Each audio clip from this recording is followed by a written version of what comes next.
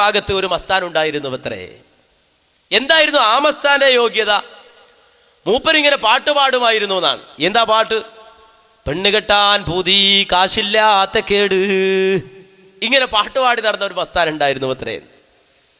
ആ മസ്താനെയും വ്യാഖ്യാനിച്ച് വിശദീകരിച്ച് അദ്ദേഹത്തിന്റെ വാചകത്തിന് അർത്ഥം കണ്ടെത്തി, അർത്ഥതലങ്ങൾ കണ്ടെത്തി, അദ്ദേഹത്തിന്റെ ഖബർ കെട്ടിപ്പൊക്കിയിട്ട് അവിടെ നേർച്ച വഴിപാടുകളും മറ്റും നടത്തുകയാണ്. ചില ആളുകൾ, അവർക്കിങ്ങനെ ആളുകൾ ഓരോരുത്തരെ കാണുമ്പോൾ സംശയം. എന്താ സംശയം എന്ന് ചോദിച്ചാൽ, ഈ ആരാ ഈ പറയണത്? ഇങ്ങനെയൊക്കെ മനുഷ്യന്മാരിവിടെ ഉണ്ടോ? ഈ ജാതി പറയുന്ന ആളുകളുണ്ട്, ഇവരാരാണ് എന്നൊക്കെ ചില ആളുകൾക്ക് സംശയം. അതുകൊണ്ട് ആ സംശയം വേണ്ട. ഇനി മുതൽ പറയുന്ന ആളുകളുടെ പേര് ഞാൻ പറഞ്ഞുതരാം. ഇനി പറയാൻ പോകുന്ന ആള് മുള്ളൂർക്കര മുഹമ്മദ് അലി സഖാഫി എന്ന് പറയുന്ന ആളാണ്. അതുകൊണ്ട് ആ സംശയം വേണ്ട, കേട്ടോളൂ. മുള്ളൂർക്കര മുഹമ്മദ് അലി സഖാഫി പറയട്ടെ. നമ്മുടെ ഈ പുത്തനത്താണി, മലപ്പുറം ജില്ലയിലെ പുത്തനത്താണിയിൽ ഒരു മഹാനായ വലിയ ജീവിച്ചിരുന്നു. അദ്ദേഹത്തിന്റെ പേര് ജനങ്ങൾ ഇട്ടിരുന്നത് പെണ്ണ് കെട്ടാൻ പൂതി മസ്താൻ എന്നാണ്. പെണ്ണ് കെട്ടാൻ പൂതി മസ്താൻ, വലിയുള്ളാഹി പെണ്ണ് കെട്ടാൻ പൂതി എന്നാണ്. ഇപ്പോൾ അങ്ങനെ തന്നെ അദ്ദേഹത്തിന്റെ മീസാങ്കല്ലിന്റെ മുകളിൽ എഴുതി വെച്ചെടുക്കുന്നത് പെണ്ണ് കെട്ടാൻ പൂതി ഉപ്പാപ്പ, മരണം ജനനം എത്ര എത്ര എത്ര എന്നാ. അദ്ദേഹത്തിന് ഈ പെണ്ണ് കെട്ടാൻ പൂതി എന്ന് പേരിടുള്ള കാരണം, അദ്ദേഹം നേരം വെളുത്തൊരു വടിയെടുത്ത് പുറത്തിറങ്ങിയ ലാ ഇലാഹ ഇല്ലല്ലാഹ് എന്നല്ല ചെല്ലുന്നത്. അദ്ദേഹം പോകുമ്പോ പറയുന്നത് പെണ്ണ് കെട്ടാൻ പൂതി കാശില്ലാത്ത കേട്. മൂപ്പര നിക്കറതാ, പെണ്ണ് കെട്ടാൻ പൂതി കാശില്ലാത്ത കേട്. ഇതിങ്ങനെ വിളിച്ചു പറഞ്ഞ് നടക്കാൻ തുടങ്ങിയപ്പോൾ നാട്ടിൽ കുറച്ച് മുജാഹിദും ജമാഅത്ത് ഇസ്ലാമിയൊക്കെ ഉണ്ടായി. അവർ പറഞ്ഞു ഇയാൾക്ക് വട്ടാന്നാ തോന്നുന്നു, നേരം വെളുത്ത് വൈകുന്നേരം വരെ പെണ്ണ് കെട്ടാൻ പൂതി കായില്ലാത്ത കേട്. അങ്ങനെയുണ്ട് ഒരു നിക്കറ്, ലാ ഇലാഹ ഇല്ലല്ലാഹ് എന്ന് കൂടെ. അങ്ങനെ നാട്ടിലുള്ള കുറച്ച് ചെറുപ്പക്കാർ കൂടി ഒരു മീറ്റിംഗ് കൂടി ഒരു ദിവസം. നമ്മൾ കുറേ കാര്യങ്ങൾ ഇപ്പോൾ നാട്ടിൽ ചെയ്തു. പാവപ്പെട്ട കുട്ടികളെ കെട്ടിച്ചു, വീടില്ലാത്തവർക്ക് വീടുണ്ടാക്കി കൊടുത്തു, സാധുക്കളെ സഹായിച്ചു. കൂട്ടത്തിൽ നമ്മുടെ നാട്ടിൽ 19 കൊല്ലായി ഒരു വയോവൃദ്ധൻ ഒരു വടിയും തൂക്കി വിളിച്ചു പറയാൻ തുടങ്ങി, പെണ്ണ് കെട്ടാൻ പൂതി കാശില്ലാത്ത കേട്. അതുകൊണ്ട് നമ്മുടെ വാപ്പാരുടെ കാലം പോലെ തുടങ്ങിയതാ ഈ വിളിച്ചു പറയല്. ഇതിനൊരു അവസാനം വെക്കണം. അതുകൊണ്ട് ഇയാൾക്കൊരു പെണ്ണ് കെട്ടിക്കണം എന്ന് തീരുമാനിച്ച് നാട്ടിലെ ചെറുപ്പക്കാരൊരു സംഘടന ഉണ്ടാക്കി ഒരു പണപ്പിരിവ് നടത്തി. പെണ്ണിനെ കിട്ടണ്ടേ? അങ്ങനെ നാട്ടിൽ അന്വേഷിച്ച് നടന്നപ്പോൾ 3 തലാക്കും ചൊല്ലി ഒഴിവാക്കി ഒരു താത്തുണ്ടായിരുന്നു. വയസ്സ് 10-60ആയി, അതിന് ആഖിറത്തിലേക്ക് പോകാനായി. അതുകൊണ്ട് ഇനി വേറൊരു പുതിയ ആപ്പിള വരുമെന്ന് ഉറപ്പില്ല. അതുകൊണ്ട് ഈ ഇത്താത്തയുടെ അടുത്ത് എന്നിട്ട് ചെറുപ്പക്കാർ പറഞ്ഞു, ഇത്താത്ത നിങ്ങൾക്ക് ഞങ്ങളൊരു കല്യാണം ശരിയാക്കുന്നുണ്ട്. നിങ്ങൾക്ക് മരിച്ചു പോകുമ്പോൾ നല്ല ആളായി മരിക്കണ്ടേ? നമ്മുടെ നാട്ടിൽ വടി പിടിച്ച് നടക്കുന്ന പെണ്ണ് കെട്ടാൻ പൂതി പാപ്പുണ്ടല്ലോ, മൂപ്പരെ കൊണ്ട് നിങ്ങളൊന്ന് നിക്കാഹ് ചെയ്യിപ്പിക്കണം. തന്നെയല്ല, മൂപ്പര് കുറേ കാലമായി നാട്ടിൽ കൂടെ പറഞ്ഞുകൊണ്ട് നടക്കുന്നത് പെണ്ണ് കെട്ടാൻ പൂതി കാശില്ലാത്ത കേട് എന്ന്.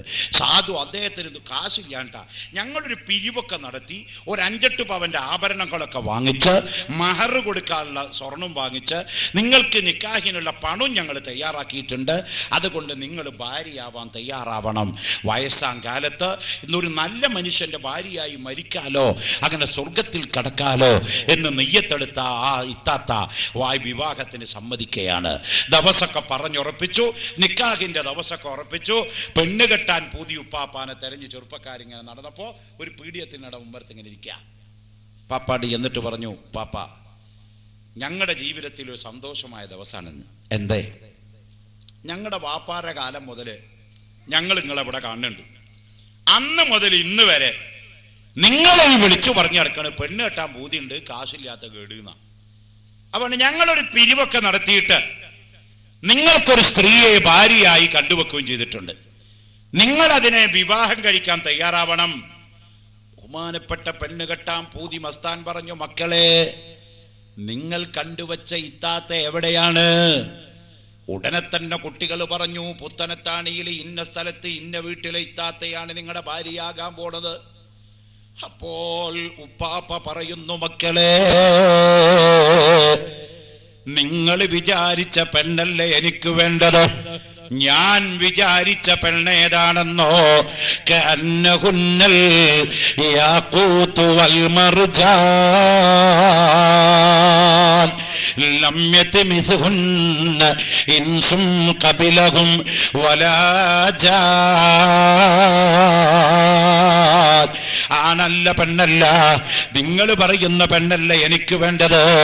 ജിന്നുകളും ശൈത്താനും തൊടാത്തവള്, മനുഷ്യൻ തൊടാത്തവള്, ഇന്ന് വരെ ഒരു മനുഷ്യനും ഒരു ജിന്നും തൊടാത്തവള്, ഈ യാഖൂത്ത് മർജാൻ പോലത്തെ ഭംഗിയുള്ളവര്, കന്യകാത്തം ഭേദിക്കപ്പെടാത്ത സ്വർഗത്തിലുള്ള ഹൂറുല്ലിങ്ങളുണ്ടല്ലോ, അവളെ കെട്ടണം എന്നാണ് ഞാൻ ഈ പറഞ്ഞു നടക്കുന്നത്.